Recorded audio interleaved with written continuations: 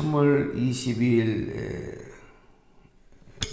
화요일 아침 말씀 마가복음 16장 7절 말씀입니다. 가서 그의 제자들과 베드로에게 이르기를 예수께서 너희보다 먼저 갈릴리로 가시나니 전에 너희에게 말씀하신 대로 너희가 거기서 배우리라 하라 하는지라. 아멘. 오늘 이 본문 말씀은 예수님께서 십자가에서 죽으시고 무덤에 장사되셨을 때 여인들이 그 예수님의 시신의 향유를 받아들이기 위해서 무덤을 찾아갑니다. 그런데 가보니까 이미 무덤이 비었어요. 예수님 안 계셔요. 천사가 찾아온 예수님에게 하는 말씀, 해준 말씀이 오늘 6절인데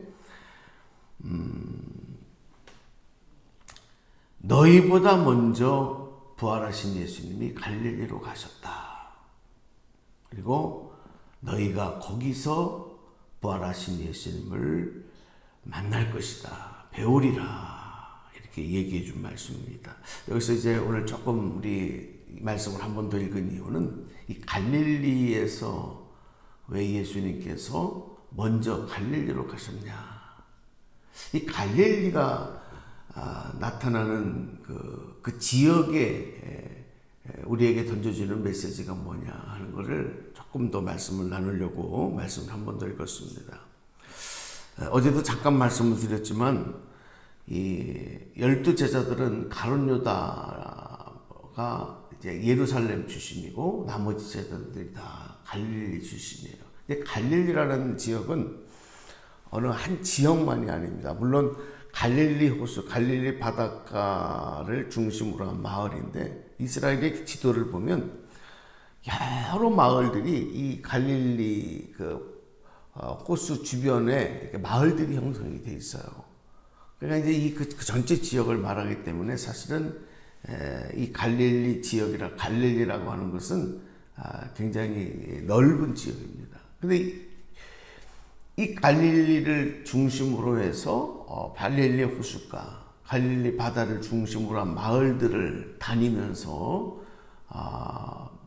물론 나사렛도 그 중에 하나죠. 나사렛 마을도 그 중에 하나고 또 성경에 나오는 지명들의 여러 지명들이 이 갈릴리 호수 주변에 있는 마을들이거든요. 예수님이 그곳을 다니면서 또 3년 동안 공생애 동안 복음을 전하셨던 많은 기적과 또 많은 사람들을 만나셨던 또 제자들을 부르셨던 지역이었던 것입니다.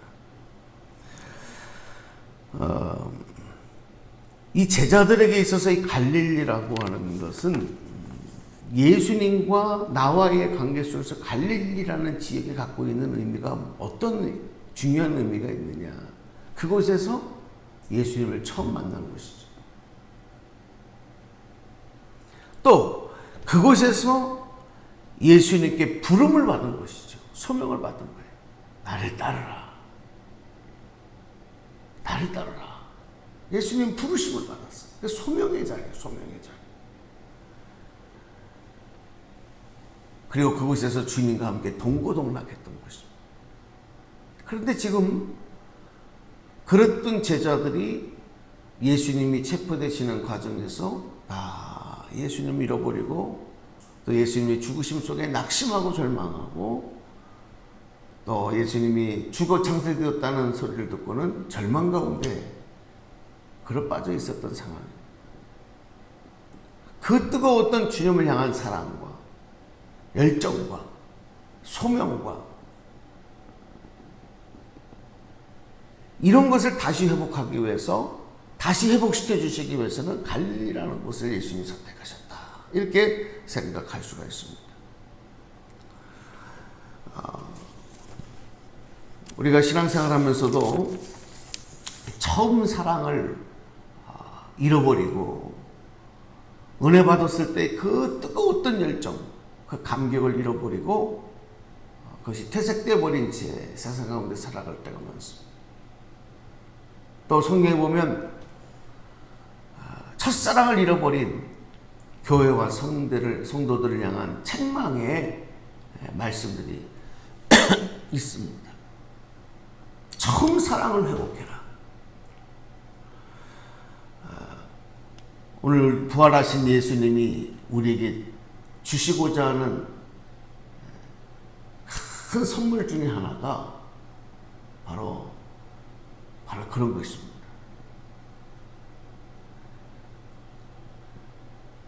우리가 잃어버렸던 주님을 향한 그 뜨거운 사랑과 그리고 고백과 소명과 열정들, 이 코로나 시대에 정말 때로는 많은 분들이 내가 정말 예수 믿는 거 맞나? 내가 하나님 믿는 거 맞나? 이렇게 상심하고 이 전염병 상황 속에서 또 교회를 등지고 주님을 향한 과거의 그 뜨거웠던 사랑들을 잃어버린 분들이 많아요. 갈릴리로 회복되어지는 역사의 길을 축복합니다. 갈릴리로 부르신다는 것은 단지 그 지명을 의미하는 것만이 아니라 바로 이런 의미가 담겨져 있다.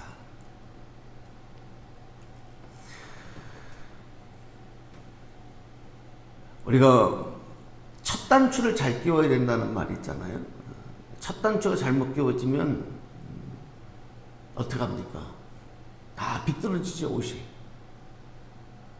그럴 때는 어떻게 되냐면 하나만 바로 잡아서 되지가 않아요. 첫 단추를 잘못 끼면 처음으로 다시 돌아가요. 그러니까 다시 해야 돼요. 다시. 우리가 인생을 살아가다가 어떤 문제를 만납니다. 그러면 땜질하듯이 그 문제만 이렇게 해결하고 덮어버리고 가려고 하는 경향이 있는데 그것은 해결이 아닙니다. 신앙생활도 마찬가지예요. 신앙생활을 하다가 뭔가 어려운 일을 만나고 시험거리를 만나고 뭔가 이거 잘못됐다. 뭐가 방향이 잘못됐다. 이거 뭐가 방법이 잘못됐다.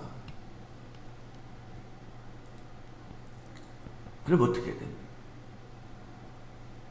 원점으로 돌아가야 돼. 다시 시작하는 것이 대단히 비경제적이고 소모적인 것 같지만 그게 가장 빠른 방법입니다. 갈릴리로 돌아온 제자들에게 예수님 찾아오셔서 처음 부활하신 주님을 만났을 때 베드로와 다른 제자들이 밤이 새도록 고기를 잡아요. 근데 고기를 한 마리 잡지 못하고 빈 그물이었습니다. 빈 그물이었다. 저는 그 말씀 속에서 그런 묵상을 해봐요. 밤이 새도록 고기를 잡았는데 한 마리 고기를 잡지 못한 빈 그물로 다시 돌아온 어부, 그 마음이 어땠을까? 저는 그 빈 그물이 마치 베드로와 그 제자들의 그 구멍 뚫린 마음과 같은 모습이 아닐까, 그런 생각을 묵상을 해봤어요. 구멍 뚫리면 어때요? 아무리 담아도 다 없어져 버리잖아요. 마치 밤새도록 땀 흘려 애쓰며 고기를 잡으려고 했는데 빈 그물로 돌아온 마음, 그 심정이, 그 영적 상태가 바로 이 제자들의 모습 아니었겠는가.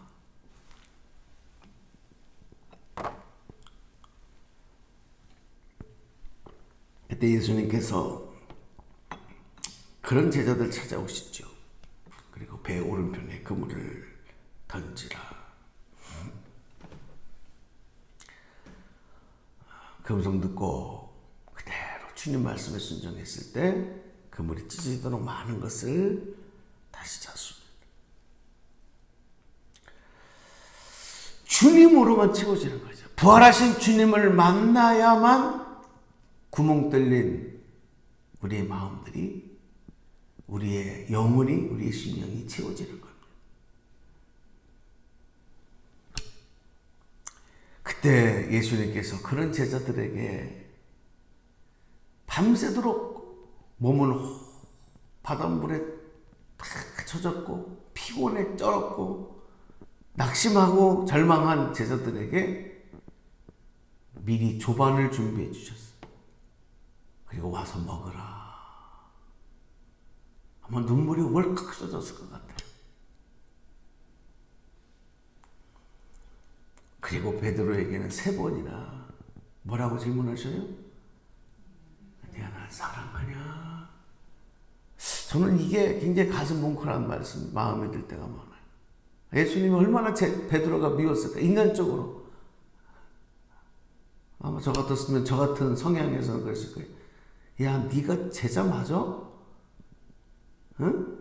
네가 죽어도 나를 버리지 않고 그랬다는 놈이 3번이나 나를 부인해? 너 실망이다. 꺼져라. 내 앞에서 사라져라. 아니, 그렇게 하지 않으셨어요. 베드로의 그 상태를 얼마하신 거예요. 그리고 예수님 던지신 것은 다른 얘기하고 와서 먹어라. 그리고 네가 나를 사랑하냐. 여기는 뭐냐면 예수님의 사랑은 변함이 없는 거예요. 네가 나를 사랑하냐. 갈릴리에서 예수님께서 베드로를 만나셔서 회복시켜 주시려고 했던 게 뭔가. 오늘 저와 여러분도 주님께 그것을 회복받아야 될 줄로 믿습니다. 네. 그곳에서 베드로의 고백을 봅니다. 부활하신 주님을 갈릴리에서 만났다는 것은, 그리고 그들이 결단하게 되는 과정에서 그곳에는 은혜가 있었어요. 은혜. 그리고 자신의 잘못을 깨닫고 고백하는 회개가 있는 것이었습니다. 그리고 예수님의 용서가 있는 거예요. 예수님은 베드로에게 내 양을 먹이라, 내 양을 치라. 다 과거의 잘못 용서해 주신 거예요. 그러니까 베드로가 다시 주님의 복음을 들고 나가서 복음 전하는 사도가 될 수 있었고 초대교회의 지도자가 될 수 있는 거예요. 예수님 용서가 없으면 어떻게 됩니까? 갈릴리에서 예수님을 다시 만나지 못했더라면, 회개하지 않았더라면 어떻게 그럴 수가 있습니까? 이 갈릴리라는 바다, 저 2번이나 가봤는데 참 풍요로운 바다입니다. 처음에 벌써 가ban 한 20여 년 전쯤 된 것 같은데, 처음 갔을 때는, 그때는요, 이렇게 보면은 막 이 팔뚝만한 고기들, 우리가 이제 그 고기 이름을 베드로 고기라 그래요. 그래서 성지순례 가보면은 꼭 그 고기를 한 번에 이제 먹어야 됩니다. 튀겨서 점심 식사를 한번 먹는데, 막 그런 고기들이 눈에 보일 정도로 많았어. 이 바다와 호수. 그래서 원래는 갈릴리 바다, 너무 넓으니까 바다라고 그러지만 사실은 호수예요. 갈릴리 호수예요. 굉장히 바다처럼 넓은 호수거든요. 계속해서 새로운 물이 들어오고 새로운 물이 나가고 이런 곳에 그러니까 고기들이 많고 어연이 또 그러다 보니까 기후변화도 심해. 풍랑도 자주 일어나기도 하고. 그래서 그 갈릴리 호수를 주변으로 해서 많은 마을들이 형성되고 또 거기에서 먹고 사는 사람도 많아지는.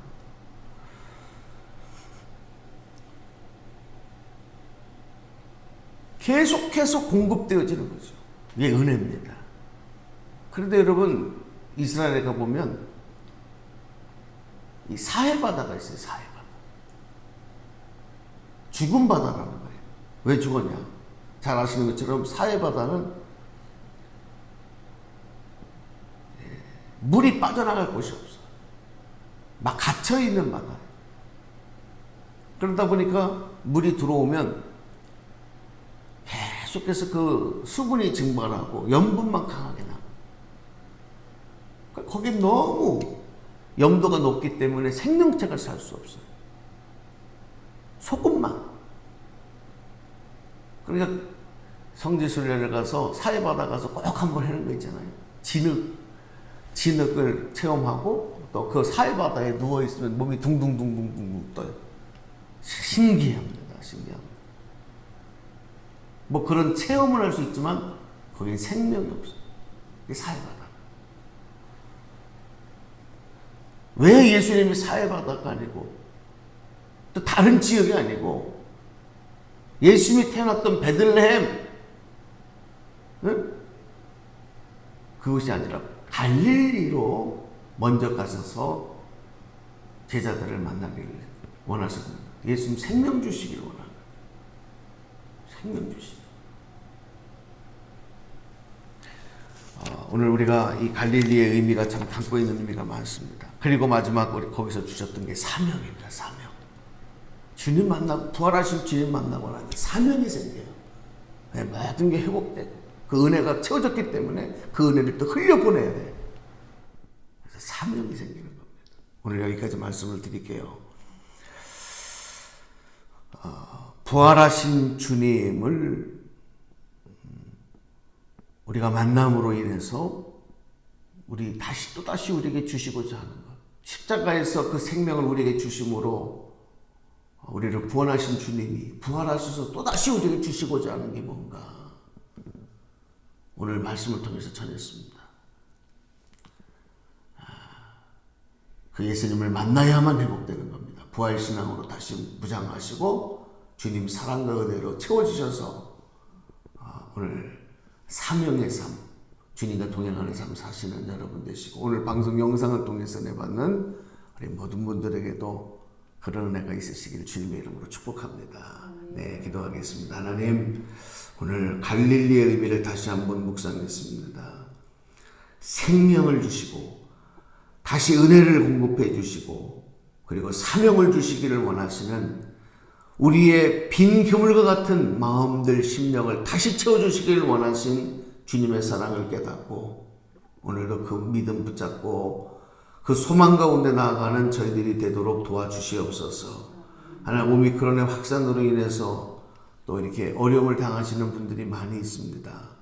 하나님, 하루속히 회복되어지고 이 전염병의 확산이 멈춰지게 하여 주시고 우리가 마음껏 모여 기도하는 그날이 속히 올 수 있도록 은총을 내려 주시옵소서. 우리 주 예수님 이름으로 감사하며 기도드리옵나이다. 아멘.